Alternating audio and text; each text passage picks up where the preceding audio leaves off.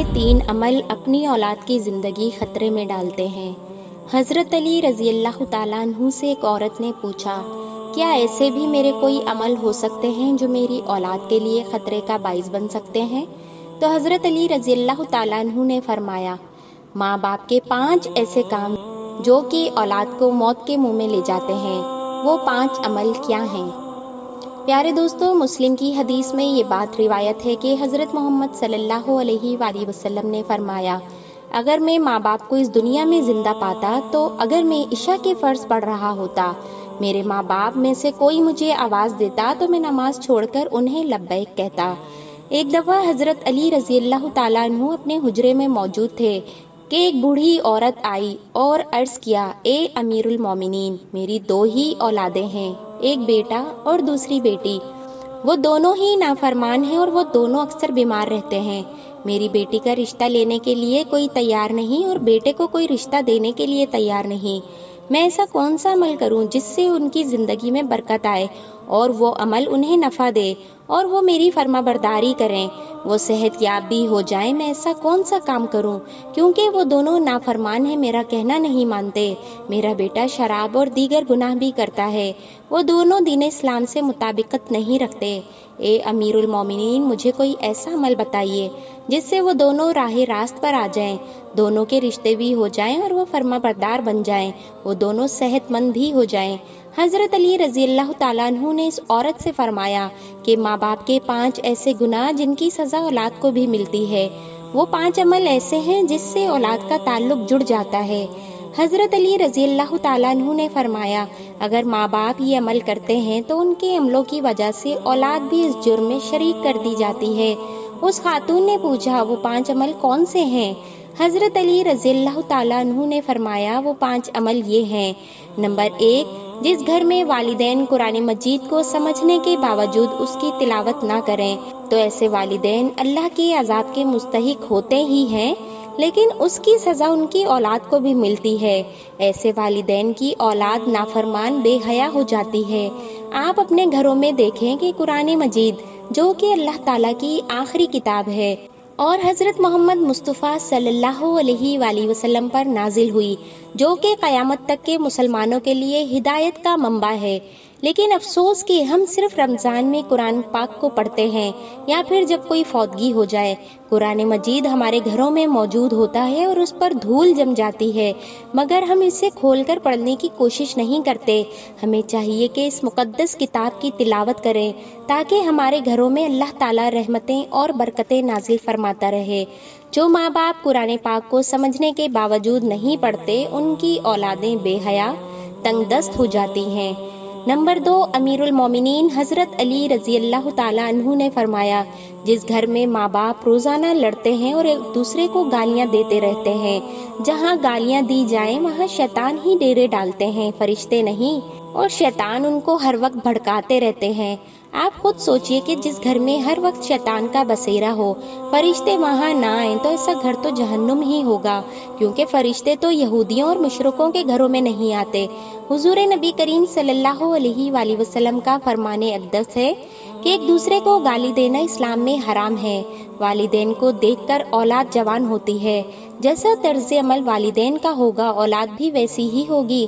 جن بچوں نے ساری عمر اپنے والدین کو لڑائی جھگڑا کرتے، گالیاں دیتے دیکھا، تو ایسی اولاد سے والدین کیسے توقع رکھ سکتے ہیں کہ ان کی اولاد فرما بردار ہوگی؟ اسی لیے حضرت علی رضی اللہ تعالیٰ عنہ نے فرمایا کہ ماں باپ کو چاہیے کہ دین اسلام میں بات چیت کے جو طریقے بتائے گئے ہیں ان پر عمل کریں تاکہ ان کی اولادوں کی تربیت درست طریقے سے ہو۔ اس طرح آپ کی اولادیں نافرمان اور بے حیا نہیں ہوں گی۔ اپنے گھروں میں نیکی کی باتیں پھیلائیں، اپنی اولاد کو نیکی کا درس دیں، اپنی بیٹیوں کو حضرت فاطمہ الزہرا اور حضرت عائشہ صدیقہ رضی اللہ تعالیٰ عنہ کے واقعات بیان کریں، ان کے طرز زندگی کے متعلق بتایا کریں تاکہ ہماری بیٹیاں باحیا اور پردہ دار ہوں۔ نمبر 3، مولا علی رضی اللہ تعالیٰ عنہ فرماتے ہیں کہ ماں باپ کی بے پردگی کی وجہ سے ان کی اولادوں پر بیماریوں کا حملہ ہوتا ہے۔ حدیث صحیح بخاری میں حضرت ابو ہریرہ رضی اللہ تعالیٰ عنہ سے روایت ہے کہ نبی کریم صلی اللہ علیہ وآلہ وسلم نے فرمایا کہ پردے دار عورت پر جنت واجب ہے، جبکہ بے پردہ عورت پر جہنم واجب ہے۔ جس گھر میں بے حیائی اور بے پردگی ہوتی ہے تو اللہ تعالیٰ کے فرشتے ایسے گھروں میں رہنے والوں کے لیے بد دعا کرتے ہیں، اور شیطان ایسے گھروں کو اپنا بسیرا بنا لیتے ہیں۔ جہاں بے پردگی عام ہو، اس گھر کی اولادیں بے حیا، نافرمان اور غلط کاموں کا شکار ہو جاتی ہیں۔ یہی نہیں بلکہ پریشانیاں اور مصیبتیں ایسی اولاد کا مقدر بنتی ہیں۔ یہ ان کے والدین کی بے پردگی کی وجہ سے ہوتا ہے۔ جس گھر میں بے حیائی ہوتی ہے وہاں اللہ کی برکت اور رحمت نہیں ہوتی۔ ایسے ماں باپ کی اولادیں فتنوں اور بلاؤں سے محفوظ نہیں رہ سکتی، کیونکہ اللہ تعالیٰ کے فرشتے جو ان فتنوں کو روکتے ہیں وہ اس گھر سے چلے جاتے ہیں۔ ایسی اولاد ماں باپ کی نافرمانی کرتی ہے اور ہمیشہ پریشانی میں مبتلا رہتی ہے۔ ماں باپ کو چاہیے کہ وہ پردے کا خاص خیال رکھیں تاکہ ان کی اولاد بھی ان کی پیروی کرے۔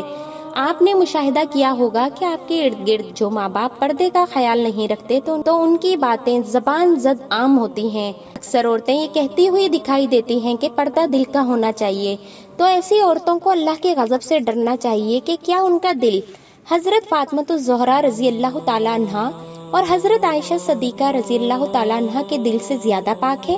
اگر ان کے لیے پردے کا حکم تھا تو آج کی خواتین اپنے آپ کو کس جگہ پر دیکھتی ہیں؟ پیارے دوستو، اپنی بیٹیوں کو حضرت فاطمہ رضی اللہ تعالیٰ عنہا کے واقعات سنائیں اور انہیں بتائیں کہ ان کی رول ماڈل کون ہونی چاہیے۔ آپ کو حضرت فاطمہ الزہرا رضی اللہ تعالیٰ عنہا کا ایک واقعہ سناتے ہیں۔ شادی کے بعد نبی کریم صلی اللہ علیہ وآلہ وسلم حضرت فاطمہ رضی اللہ تعالیٰ عنہا کو گھر لے کر جا رہے تھے کہ راستے میں ایک نابینا صحابی بیٹھے ہوئے تھے۔ آپ رضی اللہ تعالیٰ عنہ نے اپنے چہرے کو ڈھانپ لیا۔ نبی کریم صلی اللہ علیہ وآلہ وسلم نے کہا، بیٹی فاطمہ، یہ صحابی تو نابینا ہیں، آپ نے چہرہ کیوں ڈھانپ لیا؟ تو حضرت فاطمہ نے کہا کہ بابا جان، مجھے غیر محرم سے پردے کا حکم دیا گیا ہے، نہ کہ ان افراد سے جن کو نظر آتا ہے۔ پیارے دوستو، یہ یہودیوں کی چال ہے کہ جدت کے نام پر بے حیائی کو مسلم معاشرے میں پروان چڑھانا۔ لہٰذا اس دور میں جتنا ہو سکے اپنی اولاد کو صحابہ کرام اور اہل بیت کی زندگیوں کے متعلق بتائیں۔ نمبر 4، حضرت علی رضی اللہ تعالیٰ عنہ نے فرمایا کہ جو والدین کسی دوسرے کی اولاد کے بارے میں برا سوچتے ہوں، انہیں دیکھنا چاہیے کہ اگر وہ دوسرے کی اولاد کے بارے میں برا سوچیں گے تو ان کی اولاد بھی اس برے عمل سے بچے گی نہیں۔ اللہ تعالیٰ ان کی اولادوں کے لیے برا کرتے ہیں، کیونکہ اللہ تعالیٰ بڑی رحمان اور رحیم ذات ہے۔ اللہ تعالیٰ ماں سے زیادہ اپنے بندے سے محبت کرتے ہیں۔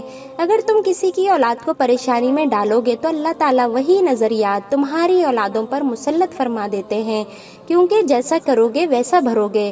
جیسا تم دوسروں کی اولادوں کے متعلق سوچتے ہو، اللہ تعالیٰ وہی نظریہ دوسروں کے ذہن میں تمہاری اولاد کے متعلق بنا دیتے ہیں۔ جیسے کہ تم کسی کی بیٹی کے بارے میں چاہتے ہو، اللہ تعالیٰ ویسا ہی تمہاری بیٹی کے ساتھ کرتا ہے۔ حدیث پاک کا مفہوم ہے کہ نبی کریم صلی اللہ علیہ وآلہ وسلم کے پاس ایک صحابی آئے اور عرض کیا، یا رسول اللہ، فلاں صحابی عورت کو چھپ چھپ کر دیکھتے ہیں۔ تو آپ نے اس صحابی سے فرمایا کہ اس صحابی کو بلا کر لاؤ۔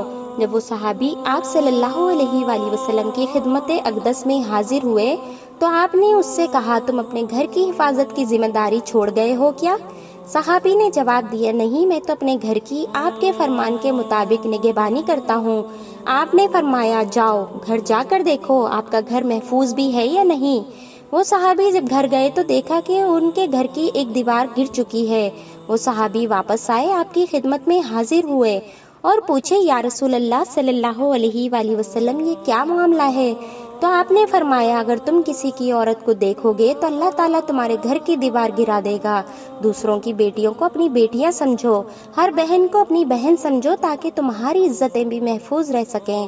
نمبر 5، حضرت علی رضی اللہ تعالیٰ عنہ نے فرمایا، جو ماں باپ اپنے گھر میں حلال حرام کا فرق نہ کرتے ہوں، حرام وہ نہیں کہ حرام جانور کھا لیا جائے یا کوئی حرام چیز کھا لی جائے، یہ تو قطعاً حرام ہے۔